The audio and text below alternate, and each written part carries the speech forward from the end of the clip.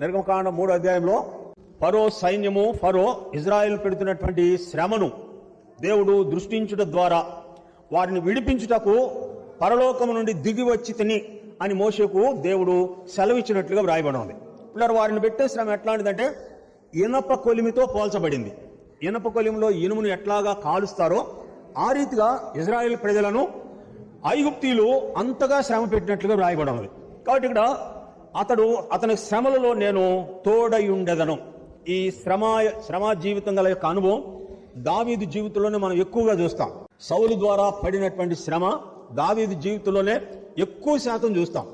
ఇప్పుడు అంత శ్రమ దావీదు జీవితంలో వచ్చినప్పటికీ కూడాను దావీదు ఆ శ్రమకు ఏమాత్రం కూడాను కృంగిపోలేదు. మహాజ్ఞానుడు సొలొమోను శ్రమ దినమున నీవు కృంగిన ఎడల నీవు చేతగాని వాడవగుదువు అని రాయబడి ఉంది. శ్రమ దినమున నీవు కృంగిన ఎడల నీవు చేతగాని వాడవగుదువు.